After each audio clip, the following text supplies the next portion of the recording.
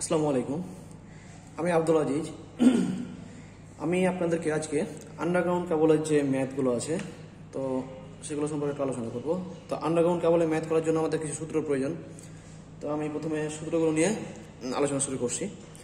দেখেন, বলছে 1 নম্বর সূত্র যে insulation resistance R equal to rho by 2πL log E R2/R। তাহলে এটা আমাদের সূত্র। যদি ইনসুলেশন রেজিস্ট্যান্স বের করতে বলে তাহলে তার সূত্র হচ্ছে R equal to rho by 2πL log E R2/R1। এখন দেখেন, এখানে রো মানে কি? রো মানে তো আমরা জানি যে কোনো কিছু আপেক্ষিক রোধ, আর এল হচ্ছে, দেখেন এল হচ্ছে কেবলের দৈর্ঘ্য, আর R1 যেটা R1 সেটা হচ্ছে কন্ডাক্টরের ব্যাসার্ধ, এবং R2 যেটা সেটা ইনসুলেশন শীটের ব্যাসার্ধ। এখন দেখেন, একটা জিনিস চিন্তা করেন যে আমরা যে একটা কেবল, একটা কেবলের মধ্যে কি থাকে? ভিতরে যে একটা অংশ থাকে সেটাকে বলা হয় কি? কন্ডাক্টর। একটা একদম ভিতরের অংশ এটা কন্ডাক্টর, এবং কন্ডাক্টরের উপরে কি দেওয়া থাকে? ইনসুলেশনের পুরুত্ব দেওয়া থাকে। অর্থাৎ কন্ডাক্টরের উপর আমরা কি দেখতে পাই? একটা ইনসুলেশন শীট দেখতে পাই, যেটা দ্বারা এই কন্ডাক্টর কি আবৃত করা থাকে, তাই না? তাহলে যে ভিতরে যে অংশটা সেটাকে বলছি কি? R1, অর্থাৎ কন্ডাক্টরের যে ব্যাসার্ধ সেটাকে বলছি আমরা R1, এবং যে কন্ডাক্টরের উপরে যে আবৃত দেওয়া থাকে ইনসুলেশনের সেটাকে বলছি আমরা ইনসুলেশন শীট বা ইনসুলেশন আর কি এর ব্যাসার্ধ আর কি। আশা করি আপনারা এই দুটো বুঝতে পারছেন। তাহলে যদি ইনসুলেশন রেজিস্ট্যান্স বের করতে বলে তাহলে R equal to rho by 2πL log E R2/R1 ohm. দেখেন 2 নম্বর সূত্র বলছে কি? Capacitance of a single core cable, অর্থাৎ একটা সিঙ্গেল কোর কেবলের যে ক্যাপাসিট্যান্স নির্ণয় করতে হলে সূত্র দেখেন C ইকুয়াল টু, অর্থাৎ ক্যাপাসিট্যান্সকে আমরা কি চিন্তা করি, মানে C দ্বারা প্রকাশ করি। C ইকুয়াল টু, এটার নাম হচ্ছে আপনার ইপসিলন RL 41.4 log 10 D/D। এই দেখেন, বড় হাতের D ভাগ ছোট হাতের D গুণিত 10⁻⁹ ফ্যারাড পার মিটার, অথবা epsilon L 41.4 log 10 R2/R1 10⁻⁹ farad per metre. অর্থাৎ দেখেন, হয় এখানে লগ আমরা কি দুই ভাবে করতে পারি, এক কি D ভাগ D দিয়ে করতে পারি, অর্থাৎ ব্যাস দিয়েও করতে পারি আমরা, এবং কি আমরা চাইলে ব্যাসার্ধ দিয়েও করতে পারি। আমি জাস্ট দুইটাই লিখে রাখছি। তো ব্যাস দিয়েও করতে পারি, আমরা ব্যাসার্ধ দিয়েও করতে পারি। তো আমি ব্যাস এবং ব্যাসার্ধটা আপনাদেরকে আমি চিত্র সহকারে একটু বুঝিয়ে দেবো। এবং দেখেন যে 3 নম্বর সূত্র যেটা হচ্ছে charging current IC equal to VP/XC। Charging current সূত্র হচ্ছে IC ইকুয়াল টু VP/XC। এখন দেখেন যে আমরা XC সমান কি জানি? XC সমান জানি 1/ωc। তাহলে VP থাকলো, XC সমান কি জানি? 1/ωc। এটাকে যদি আমরা উল্টাই দিই তাহলে কি হবে? VP/ωc, আর ωc মানে কি? 2/FC।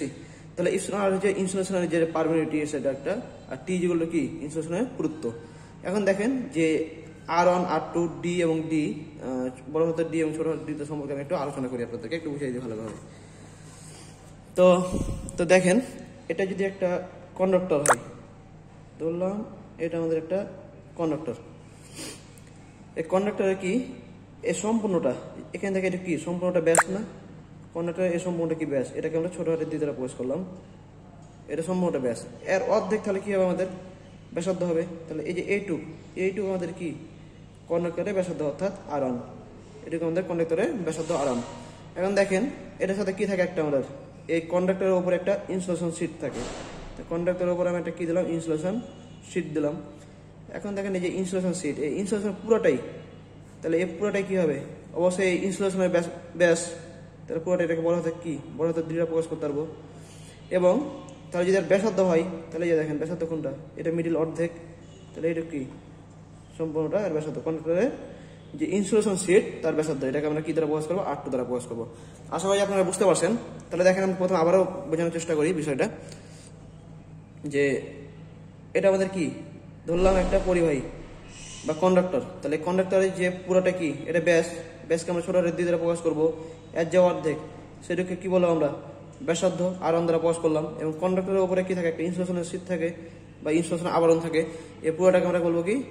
D, এবং মানে তো ব্যাস, এবং এর অর্ধেক কি? ব্যাসার্ধ R2 দ্বারা প্রকাশ করলাম। আসলে সবাই বুঝতে পারছেন। এখন যদি কোনো ক্ষেত্রে আমাদের কি চাই? কোনো ক্ষেত্রে যদি আমাদের পুরুত্ব চাই, কোনো ক্ষেত্রে আমাদের কি চাই? পুরুত্ব চাই। তখন দেখেন আমরা পুরুত্বটা কিভাবে নির্ণয় করবো। সাপোজ, আচ্ছা আমি এই পুরুত্বটা আমি ম্যাথের ক্ষেত্রে আলোচনা করব। তাহলে আমরা আশা করি বুঝতে পারছেন। তো দেখেন, আমি একটা ম্যাথ নিয়ে আসি, তারপরে আমি আপনাদেরকে ওই পুরুত্ব বিষয়টা বুঝিয়ে দিচ্ছি।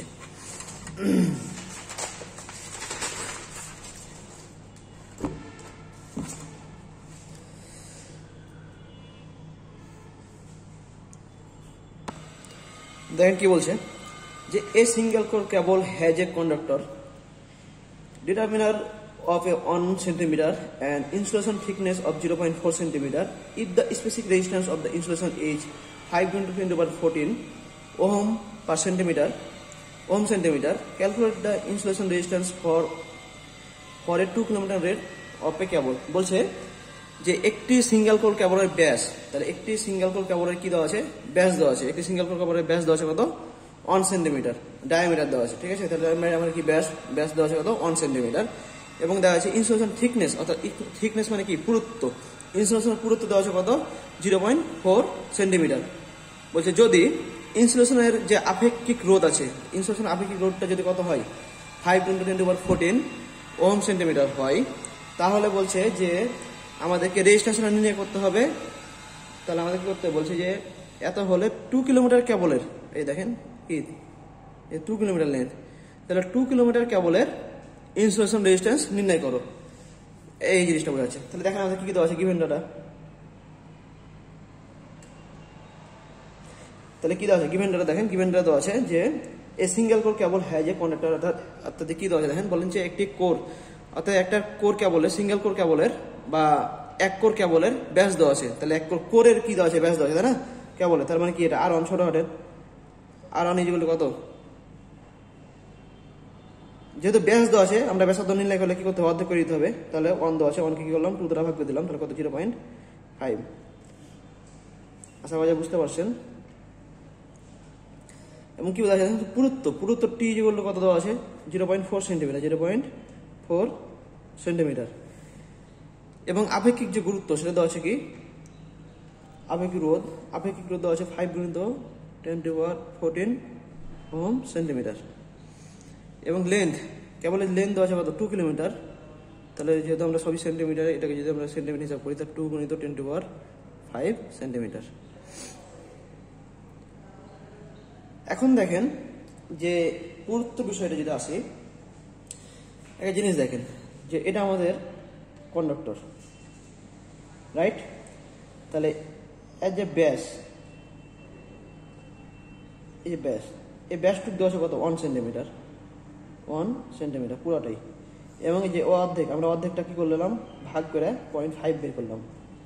এবং এর উপরে একটা কি দেওয়া আছে দেখেন, এর উপরে আছে একটা ইনসুলেশন সিট বা ইনসুলেশন আর কি, কোরের উপরে ইনসুলেশন দেওয়া আছে।